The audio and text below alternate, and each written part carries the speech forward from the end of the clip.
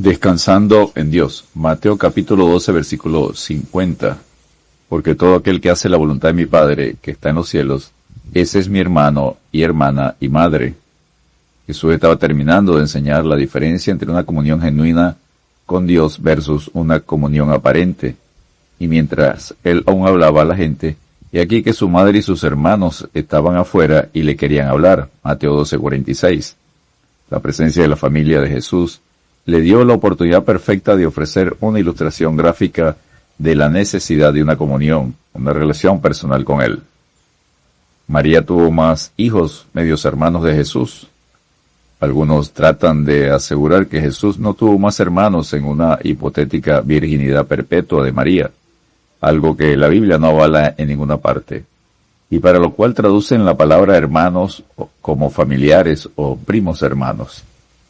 Jesús tuvo efectivamente hermanos, medios hermanos.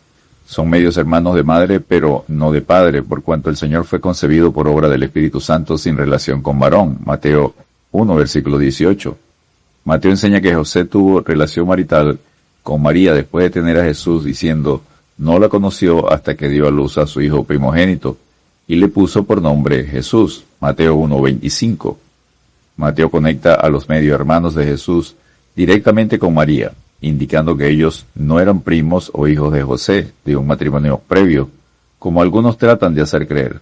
Ellos son mencionados en todos los evangelios, en Marcos 3:31, en Lucas 8:19 al 21, y en Juan 7, versículos 3 al 5. Mateo y Marcos dan los nombres de 4 de los hermanos de Jesús, y mencionan que también tuvo hermanas.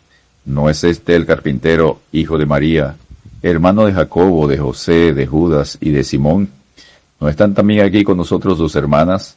Y se escandalizaban de él. Mateo 13, versículo 55. Marcos 6, versículo 3. ¿Quién es la familia de Dios?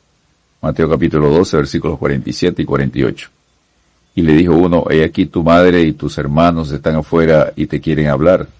Respondiendo él al que le decía esto, dijo, ¿quién es mi madre y quiénes son mis hermanos? Observamos que hay un notable contraste en la visita de la familia. Los familiares estaban afuera y querían hablarle. La gente estaban dentro y querían oírle. Se desconoce la razón por la cual la familia de Jesús quería hablar con él. Tampoco se sabe nada de José, su padre adoptivo. En un relato parecido de Marcos conocemos que buscaban a Jesús para ayudarlo y salvarlo, porque decían, está fuera de sí. Marcos 3:21. También observamos que Jesús aprovecha esta ocasión para responder con la pregunta, ¿quién es mi madre y quiénes son mis hermanos? Jesús no está desconociendo el vínculo familiar de sus medios hermanos, ni siendo descortés con ellos. Jesús te está preparando el camino para enseñar sobre el concepto de familia espiritual.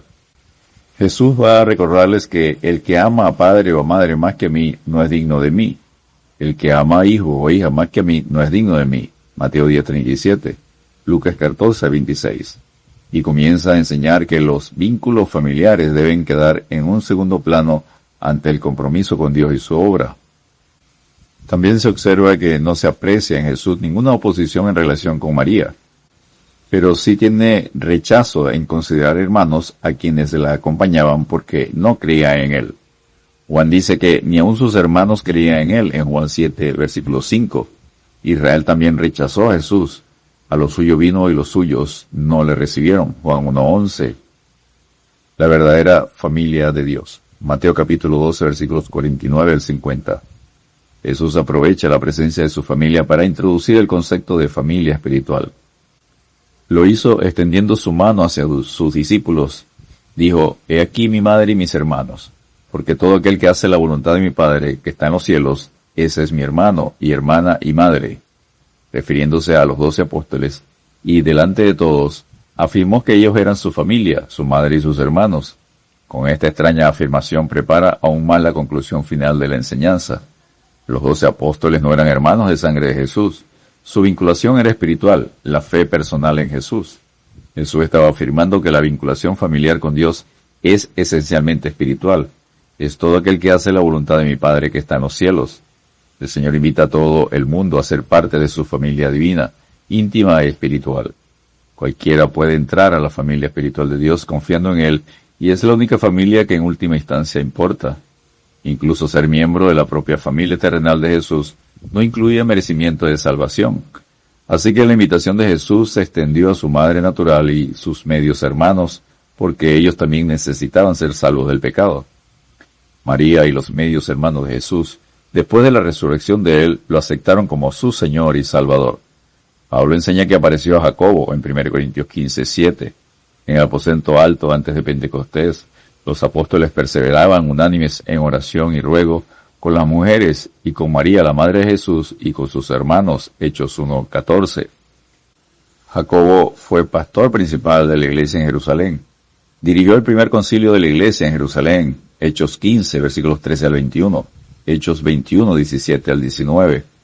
Reconocido por la iglesia junto con Pedro y Juan en Gálatas 1, 18 y 19, Gálatas 2, versículo 9. Jacobo escribió la carta de Santiago, y Judas escribió la carta de Judas. Por lo tanto, la familia de Dios, aguardamos la esperanza bienaventurada y la manifestación gloriosa de nuestro gran Dios y Salvador Jesucristo, quien se dio a sí mismo por nosotros para redimirnos de toda iniquidad y purificar para sí un pueblo propio, celoso de buenas obras. Tito capítulo 2, versículos 13 y 14. Descansemos en Dios. Así que ya no sois extranjeros ni advenedizos, sino conciudadanos de los santos y miembros de la familia de Dios. Efesios capítulo 2, versículo 19. Dios te bendiga y te guarde.